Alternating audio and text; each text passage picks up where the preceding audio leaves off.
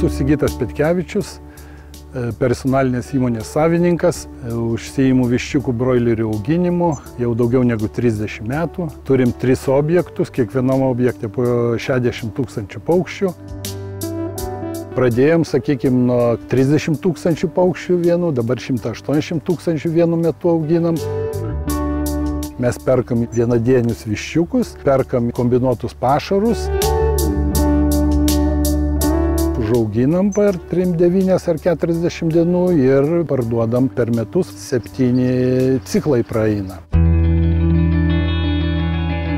Kas nulėmė tai, kad reikalingos investicijos į naujoves, investicijos į technologijas naujas, į gyvūnų gerovę, į CO2 mažinimą, visas šitas reikalinga.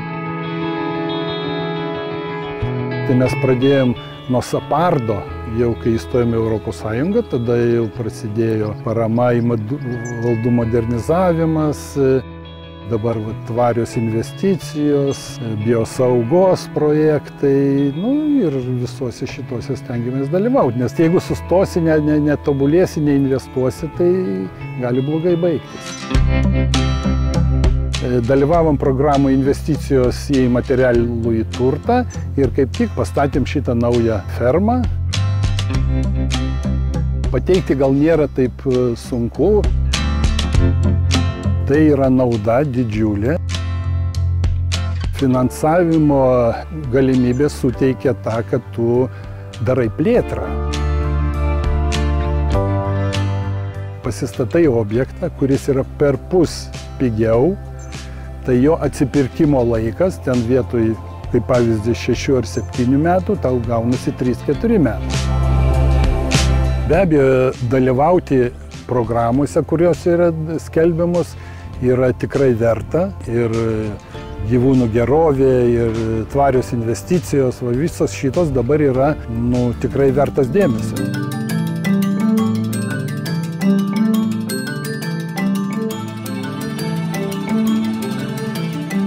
Lietuvos kaimo plėtros 2014-2020 metų programos priemonė investicijos į materialųjį turtą suteikianti bene daugiausiai skirtingų paramos galimybių. Ši priemonė skirta žemės ūkio valdoms modernizuoti, žemės ūkio produktams perdirbti ir rinkodarai, infrastruktūrai žemės ir miškų ūkyje gerinti, pelno nesiekiančioms investicijoms susijusioms su rūšių ir buveinių biologinės įvairovės būklės išsaugojimu, ypač Natura 2000 tinklo bei kitose didelės gamtinės vertės teritorijose.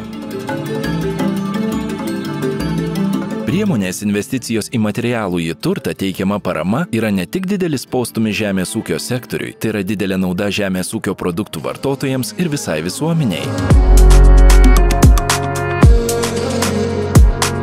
Inovacijų dėka žemės ūkio produktai tampa kokybiškesni, o produktų geresnė kokybė prisideda prie sveikesnės visuomenės. Kaimiškose vietovėse įsikūrusių verslo įmonių bei pavienių ūkių sukuriamos darbo vietos teikia naudą prisidėdamos ne tik prie nedarbo mažinimo ar vietos ekonomikos skatinimo, tačiau ir prie bendruomenių stiprinimo, suteikdamos galimybių rasti darbo vietas rajonų teritorijose ir kurti savo gyvenimą kaimiškose vietovėse, padėti išlaikyti gyventojų skaičių ar netgi paskatinti mūsų emigrantus sugrįžti atgal į tėviškę. Sprendžiant problemas susijusias su žemės ūkio sektoriaus subjektų konkurencingumo didinimu, remiamos investicijos į žemės ūkio valdas ir žemės ūkio produktų perdirbimą, rinkodarą bei plėtrą.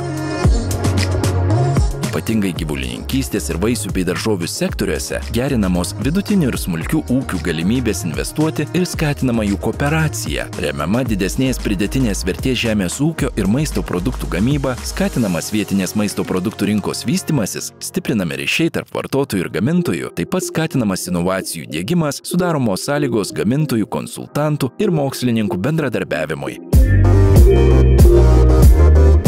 ES parama virsta ne tik į ūkio ar verslo plėtrą ar inovacijas produktų perdirbime, tai ir reikšmingos investicijos į mūsų aplinką ir visuomenės gyvenimo kokybę, teisę į tvarę aplinką, tausojantį gamtos išteklių naudojimą žemės ūkio veikloje.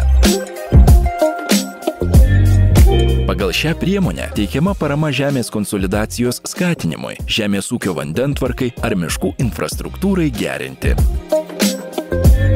Taip Taip pat ši priemonė suteikia galimybę įgyvendinti bendruosius aplinkosaugos tikslus susijusius su biologinės įvairovės saugojimu ir ekosistemų subalansuotų funkcionavimu, siekiant sumažinti ūkiniams gyvūnams daromą žalą. Žemės ūkio veikla užsiemantys subjektai skatinami įsigyti ir ar įsirengti apsaugos nuo vilkų ūkiniams gyvūnams daromo žalos prevencinės priemonės. Be to, žemės ūkio veikla užsiemantys subjektai skatinami tvarkyti natūrales ir pusiau natūrales pievas bei ekstensyviai naudojamas šlapynes, sudarant palankės sąlygas saugomoms rūšims bei natūralioms buveinėms išlikti. Lietuvos kaimo plėtros 2014-2020 metų programos priemonė Investicijos į materialųjį turtą reikšmingas indėlis į mūsų visų gerovės kūrimą. Daugiau informacijos www.nma.lt.